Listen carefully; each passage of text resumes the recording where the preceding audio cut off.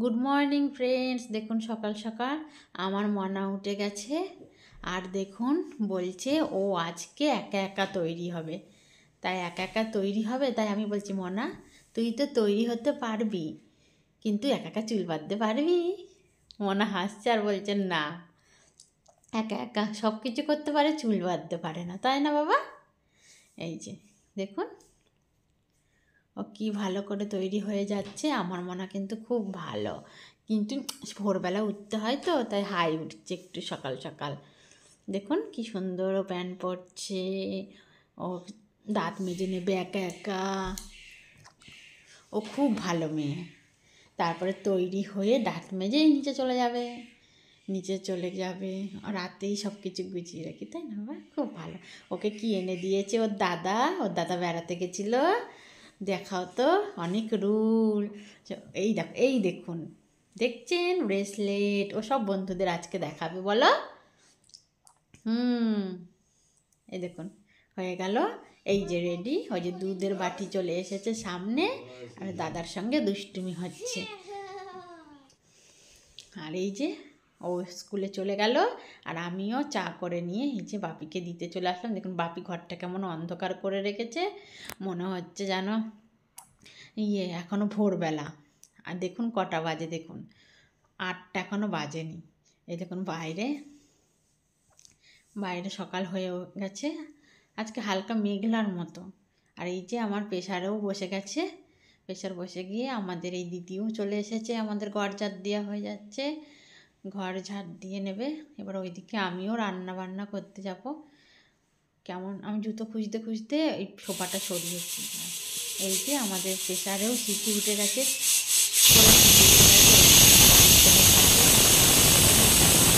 সেরে নিই। এই দেখুন আলু আমি গোটা দিয়ে দিই, না আলু খুব গলে যায়, দিয়ে এই যে আলুগুলো কেটে নিই পরে, তাহলে ঘুগনিটা রান্নাটাও সহজ হয়ে যাবে, আপনারাও করবেন ওরকম। এই যে আমি রান্না করতে চলে এসেছি, আর ওইদিকে ঠাকুমাও কাজ করছে, দেখতে পারবেন ঠাকুমাকে একটু পরেই। হ্যাঁ দেখছেন, দেখুন দেখুন দেখুন কী রান্না করছি। এখন রান্না করবো মটর দিয়ে আলু দিয়ে ঘুগনি। সকালবেলা আমরা খাবো মুড়ি ঘুগনি দিয়ে, মুড়ি ঘুগনি খেয়ে তারপরে আমরা রান্না করবো। ওই দেখুন দেখতে পাচ্ছেন জানলার ওই পাশ দিয়ে ঠাকুমা মাথায় চুল আঁচড়াচ্ছে। বন্ধুরা তোমাদের সঙ্গে গল্প করতে করতে দেখুন আমার রান্নাও প্রায় হয়ে যাবে। আর বাপি গেছে বাজারে, সেই ফাঁকে আমি করে নিচ্ছি। এসে আবার মুড়ি খাবে। আমার না এই রান্নার টেবিলটা খুব ছোট্ট, আর পাশ দিয়ে যদি আরেকটু টেবিলটা থাকতো এই সাইড দিয়ে, তাহলে রাঁধতে খুব সুবিধা হতো। আছে কিন্তু ওটা একটু নিচু, এক সমতলে নেই, তার জন্য রাঁধতে খুব জায়গাটা পুরো লেগে যায়। একদিকে জলের বালতি তুলি, একদিকে সব জিনিস নামানো। আমরা খাবার জলটা ওই ট্যাপ থেকে নিই না, খাবার জলটা আমরা ডাইরেক্ট ওই দিকের দিয়ে তুলি, ট্যাপের মধ্যে থেকে। ওটা ধোয়া পোছা, স্নান, বাথরুম এসবেরই কাজে লাগে। আর এই যে আমার ঘুগনি প্রায় এসছে। কেমন দেখুন, আজকে গুঁড়ো লঙ্কা দেবো না, আজকে কাঁচা লঙ্কার ঘুগনি করবো। সবসময় গুঁড়ো লঙ্কা খাওয়া ভালো নয়। আর এই যে দিদির জন্য আমরা চা বসিয়ে দিয়েছি, দুধ চা। আমাদের দিদি দুধ চা খাবে, দুধ চা খেয়ে তারপরে আপনাদের আমাদের গ্রামটা, আমাদের বাড়ির এই সাইডের গ্রামটা আপনাকে ঘুরে দেখাবো, যে এই জায়গাটা যা খুবই ফাঁকা। আমি কিন্তু অত ভালো চা করতে পারি না, দুধ চা লিকার করতে পারি। এই যে আমাদের দিদিকে দিয়ে দিয়েছি খেতে, দিদি খাক, মুড়ি দিয়ে তরকারি দিয়ে চা দিয়ে। চলো আমরা গ্রামটা ঘুরে আসি। এই দেখুন আমাদের এই পেছন দিক দিয়ে দরজা দিয়ে বেরোই ওই পুকুরটা, তারপরে আবার এই পুকুরটা, 4টে পুকুর। দেখুন দেখুন প্রাপ্তি হয়েছে। আর ওই দেখুন জল, খুব জলের কষ্ট, দেখেছেন তো? এই পুকুরটাই ভরসা, থালা বাসন চানের জন্য এই পুকুরগুলোই ভরসা হয়। আর এই যে আমাদের খামার বাড়ি, এখানে ধান তোলা হয়। আর এই দেখছেন পাচ্ছেন, এগুলো আমাদের নারকেল গাছ সব কাটা। আর এই যে মাটির পথ গ্রামের। আর এই যে ফোটোটা কিসের দেখতে পাচ্ছেন বলতে, এখান থেকে জল পাস হয়, এই পুকুরের জল বেশি হয়ে গেলে পাস হয়ে এই পুকুরে পড়ে, ওই পুকুরের জল পাস হয়ে গেলে ওই তাল পুকুরে পড়ে। দেখতে পাচ্ছেন কত তাল গাছ দেখাচ্ছি, দাঁড়ান। ওই দেখুন সে ভাইরাল তাল তোলার মতো, দেখুন কত তাল গাছ পুকুর। তাই ওই যে দূরে যে পুকুরটা দেখতে পাচ্ছেন, ওই যে দূরে ওই পুকুরটার নাম হচ্ছে তাল পুকুর, নামেই তালপুকুর, বলে না ঘটি ডোবে না, সেই রকম অবস্থাটা, নামেই তালপুকুর, ঘটি ডোবে না। ওতে খুবই জল কম থাকে, গ্রীষ্মকালে একদম মাঝখানে অল্প জল থাকে, পশুদের গরুদের স্নান করানোর জন্যই যতটুকু মানে না থাকার সেইটুকুই থাকে, গরুদের হয়ে যায় স্নান, কিন্তু মানুষের স্নান হয় না। দেখছেন কেমন হয়ে গেছে, একদম অল্প। এটাই হচ্ছে তালপুকুর। আর সবাই নোংরা ফেলে ফেলে পাড়টা পরিষ্কার করে, বছরে 2-3 বার পরিষ্কার করে। আর এই দেখুন আমাদের গ্রামের ভিউটা দেখুন, দেখছেন? আপনাদের আমাদের গ্রাম কেমন লাগলো অবশ্যই কমেন্ট করে জানাবেন কিন্তু।